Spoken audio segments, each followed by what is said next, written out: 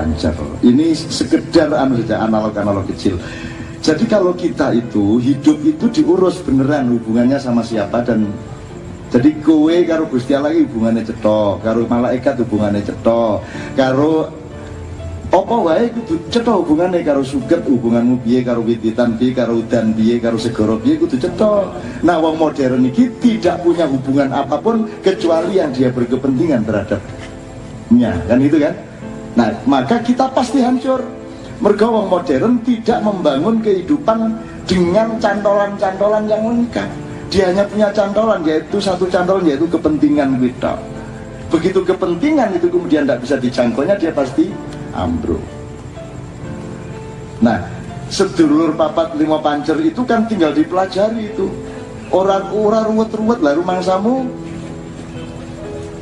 Wes ngene wes, hubunganmu karo Banyu Ketuban apa? Kuwi jenenge Kakang Kawah.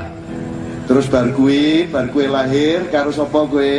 Karo Adi Ari-ari. Bar kuwi getihmu kuwi jenenge apa? Bar kuwi puser, dadi papat kuwi. Ya itu kalau mikro. Terus jarene Kanjeng Nabi, jarene Gusti Allah, kowe iki lak malaikat papat kancamu ki. Bahkan hakikat dan eksistensi hidupmu. Dadi kowe kudu ngerti Jibrilmu bendina ki. Wong kowe karo papat kabeh kuwi kok. Kowe kudu mangerteni Mikaelmu, kowe kudu mangerteni Israfilmu, kowe ya wis dienteni Israilmu. Kowe kudu cetha hubungannya karo ekonomi kita apa, hubungannya karo anak kita apa, sama rumah tangga kita apa. Kalau itu tidak cetha, maka kita hanya hidup di dalam awang uwong yang kita tidak memahaminya. Jadi kita nanti kaya ya kita tidak ngerti, miskin ya tidak ngerti, kita mengalami apa saja semua tanpa ilmu dan pengertian.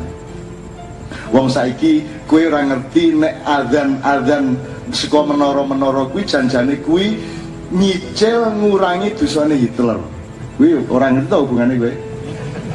Wah, aku bingung apa hubungane cak lho. Sing gawe sound system toa kuwi idene Hitler piye?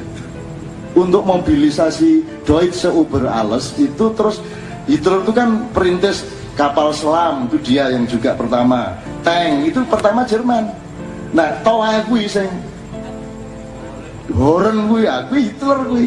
Dadi saya masjid gawe kuwi dosane Hitler dikurangi berkuwi jari Hitler.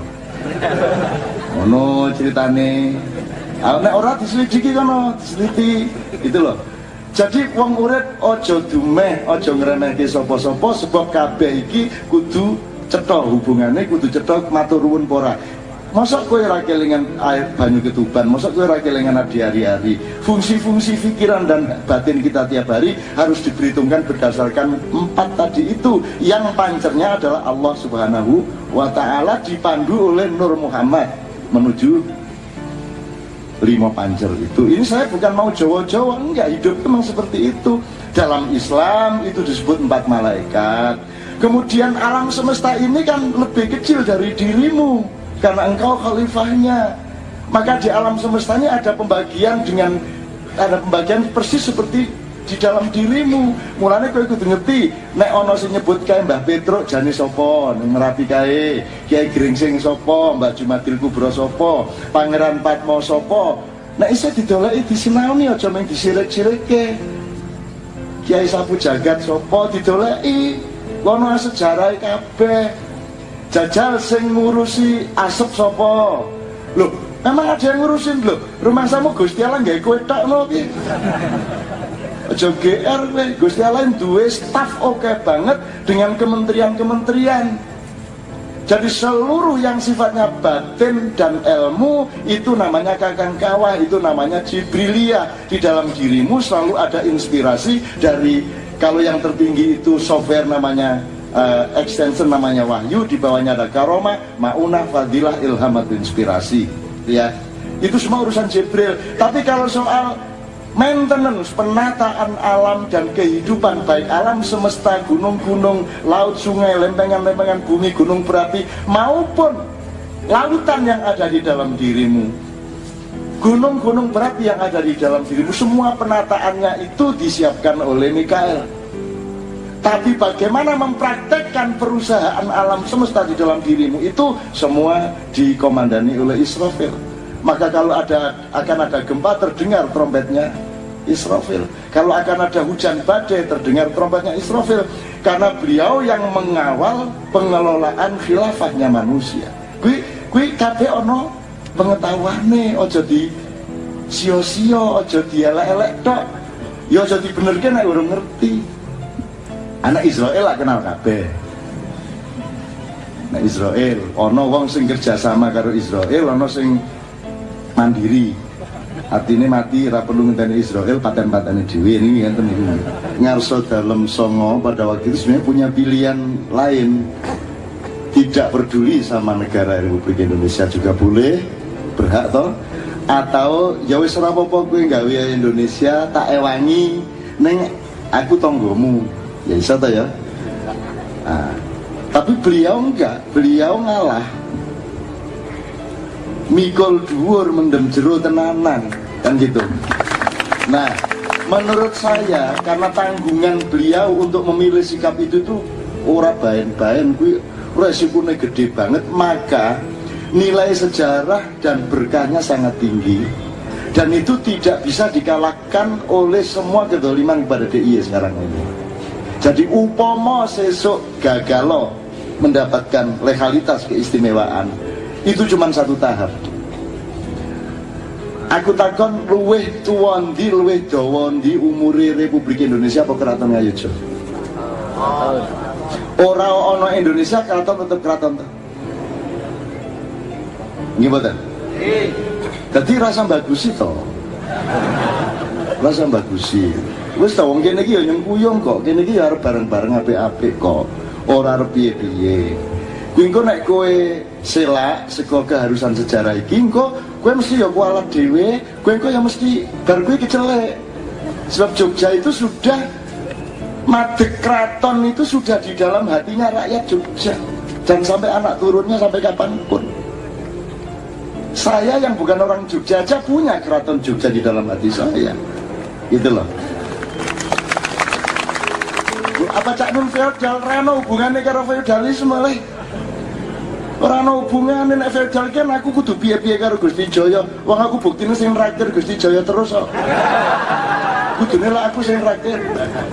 Sing ngabekti kudune ora malah sing ngejak nyate terus niku malah Gusti Jaya. Nek Gusti Prabu rencanane. Ini dereng tambahan ngoten nggih. Ning insyaallah lah. Insyaallah segera lah niku nggih.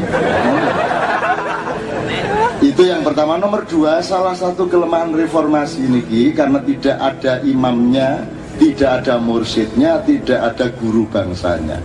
Reformasi ini melahirkan satu cara berpikir dan sikap mental yang sangat negatif, tidak hanya di bidang keistimewaan tapi juga di banyak bidang yang lainnya yang menyangkut masjid, menyangkut aliran, golongan, semua kena sikap itu, yaitu sikap untuk mentidakkan sing wis-wis.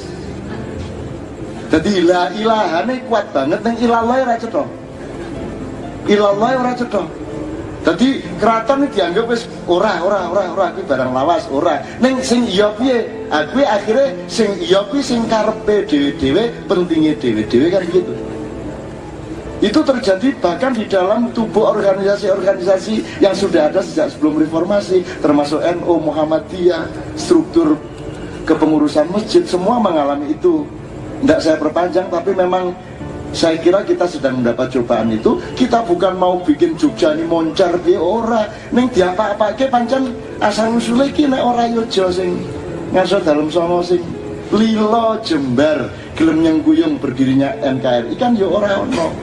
Dadi kuwi urusanmu nek kowe selak karo kenyataan kuwi, urusanmu ora karo Gusti Jaya, Gusti Prabu dan rakyat Jogja, urusanmu karo Gusti Allah.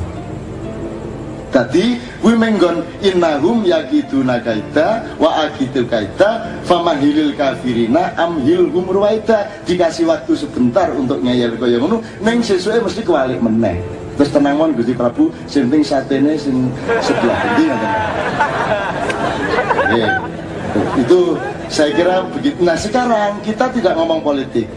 Sekarang Gusti Jaya insya Allah akan memberikan hikmah dan wacana yang lebih luas mengenai masjid ini, karena Ini konsep sosial, ini konsep kosmologi, ini semua ini bukan waton gawe, itu loh.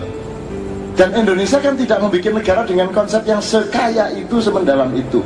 Maka tidak ada ceritanya Indonesia Jogja belajar kepada Indonesia. Indonesia harus belajar kepada Jogja. Nek kowe ora gelem tak paksa sesuk. Entenono wae waktune. Nek ora kelakon ya biasa, jan ora tau kelakon kok. Itu, jadi Gusti Jaya Nyun Sewu sekarang kita sedang berada di halaman masjid besar dengan konsep bukannya sekedar masjid. Ada konsepnya. Nyun Sewu nggih Gusti, iki ana halamane saka sembayang kono, saka kuwi tekan kono iki diatur jarake kowe nek metu mlebu saka kauman. Kuwi mlebune lewat lorong ana dalan cilik, itu ada transisi. Ada konsep yang dikarepke dalam arsitektur masjid Jawa tradisional waktu itu. Nek masjid Arab kan begitu kayak mlebu langsung gedung, tembok dhuwur ngono kae. Dadi ora ana religiusitas, ora ana rasa sejati ora kebangun. Nek kowe mlebu masjid gede, kuwi dunya iki kok tinggal njur kowe mlebu nang omahe Gusti Allah ki alon-alon, begitu kowe tekan kene, tekan jero kowe wis dunyane wis ning mburine. Mulane njur Allahu Akbar, tangane nyilake dunya kono sing kongko. Itu Allahu Akbar tangannya ngeten iki. Jadi ini konsepnya seharusnya ditiru oleh konsep masjid-masjid modern. Kita manam ki laku gawe biyen. Kok aku piye? Cangkemku sak ngono kuwi. Ya soal sing ngangslupi beda-beda iku sih. Ya Nyun Sewu niki kali guyone wong karang kula niki mengabdi dalem ocehan nggih. Gusti Jaya Nyun Sewu bab masjid, keraton sak piturute dalam konsep-konsep kabudayaan dan filosofi.